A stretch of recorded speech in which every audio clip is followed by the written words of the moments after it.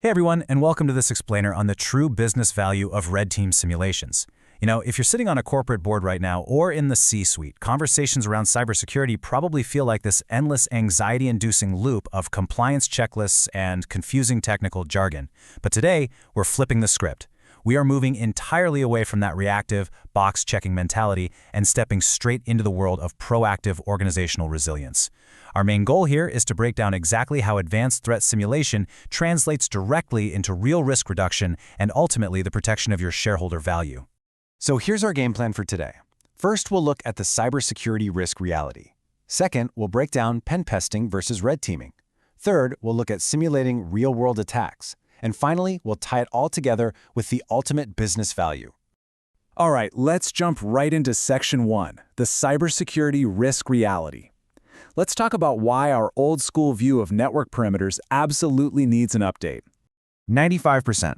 Honestly, that is a staggering statistic from recent cybersecurity reports. Human error is a massive contributor to roughly 95% of all cybersecurity breaches. We spend millions upon millions on firewalls, endpoint detection, and perfectly encrypted networks, basically assuming the technology is what's going to fail us. But imagine building this state-of-the-art, impenetrable fortress, only to have someone on the inside simply hand the keys to a stranger at the front gate. The technology isn't failing. The critical vulnerability is actually the human element. If we're only testing our software, we're completely ignoring the vector responsible for 95% of our actual risk. And get this, alongside that, we've seen a massive 270% spike in social engineering attacks. Attackers are smart, right? They know your technical perimeter is heavily guarded, so they're just bypassing it altogether. They're using phishing, pretexting, and other really clever human-centered attacks to aggressively target your people. They aren't trying to hack your firewall anymore. They're trying to hack your employees. So the big takeaway here is clear. The risk surface is so much broader than just software. If your organization's defenses are purely technical, you are totally missing the crucial human and organizational vulnerabilities that today's attackers are actually exploiting. A firewall literally cannot stop an employee from being manipulated into handing over their password. We need a way to test the entire picture. Moving on to Section 2, pen testing versus red teaming. This is a super critical distinction, especially when it comes to figuring out where to allocate your resources. Let's compare them side by side. Penetration testing is very technical in scope, and its main goal is to find specific vulnerabilities in your systems or networks. Think of pen testing like walking around your house to check if the locks on the doors are working properly. It's totally necessary, but it's limited. Red teaming, on the other hand, tests the entire organization, and its goal is to test your threat detection and response in real time. Red teaming is more like hiring a professional burglar to see if they can bypass those locks, talk their way past your security guards, and walk right out the front door with your most valuable assets without ever sounding the alarm. Basically, a red team attack simulation is a comprehensive capability test. It doesn't just look at what IT is doing.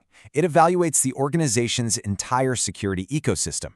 We're talking your technical defenses, your internal processes, and those human factors, all tested against actual, real-world threats. It's essentially a holistic stress test of your company's entire immune system. All right, Section 3, simulating real-world attacks. Let's peek behind the curtain and see how this is actually executed in practice. The methodology here follows a highly professional, totally customized approach. Step 1 is the attack surface evaluation. This is where experts measure your digital footprint to find potential entry points, setting up a baseline that fits your specific risk profile. Step 2 is threat intelligence analysis. These simulations aren't just random. They use the exact methods that real attackers are actively using against your specific industry today. Step 3 is stress testing defenses, pushing both your technical and human boundaries in real time. And finally, Step 4 is debriefing and rectification. This ensures any severe vulnerabilities are fixed immediately and that long-term knowledge is actually transferred over to your internal team. Now, during that stress testing phase, ethical hackers deploy a few core components. First up, network penetration testing, where they use cutting-edge techniques to probe your internal and external infrastructure. But they don't stop there. Next, they move to social engineering, running targeted phishing and pre-testing campaigns to test how resilient your people are. And crucially, they deploy advanced persistence testing, or APTs. This is where they simulate the behavior of elite, top-tier attackers trying to establish a quiet, long-term foothold in your environment. I really want to pause on that last point because it is absolutely vital. Catching advanced persistent threats. Look, The new generation of APTs can remain completely hidden inside a system for years. Literally, years. They quietly siphon off your intellectual property or secretly monitor executive emails without ever tripping a standard malware alarm. Basic software compliance checks? Yeah, they will easily miss these. A red team simulation tests your organization's ability to actually detect and respond to these silent, long-term infiltrations well before the damage becomes catastrophic. Which brings us to Section 4, the ultimate business value. Let's pivot away from the server room and step back into the boardroom. Let's translate these technical outcomes straight into boardroom metrics. When a red team identifies deep-seated vulnerabilities, the business value for you is smarter resource allocation.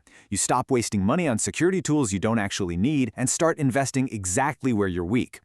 When you test incident response, you improve your MTD and MTR. That's mean time to detect and mean time to respond. And when you stress test your defenses holistically, the strategic business value is plain and simple. You are preventing full-scale, headline-making breaches. Organizations that partner with experts for these simulations see very distinct boardroom benefits. Over time, you get minimized security incidents. You receive practical, prioritized recommendations instead of just an endless, confusing list of uncontextualized tech flaws. You gain massively enhanced detection and response capabilities. And honestly, perhaps most importantly, by addressing that human element we talked about earlier, you foster a genuine culture of security awareness across the entire company. You literally turn your employees from your biggest risk into your strongest asset. It really all boils down to this. Organizations running red team exercises drastically improve their mean time to detect and mean time to respond, because in the realm of cyber risk, time is quite literally everything. Improving those two metrics is exactly the difference between a tiny, manageable security event that your IT team handles quietly on a random Tuesday and a full-scale data breach that crashes your stock price and completely destroys customer trust. Which leaves us with this final, critical thought. As an organization and as leaders with the fiduciary duty to protect this enterprise, you really have to ask yourselves, are we just checking compliance boxes, or are we truly resilient against real-world threats? Because I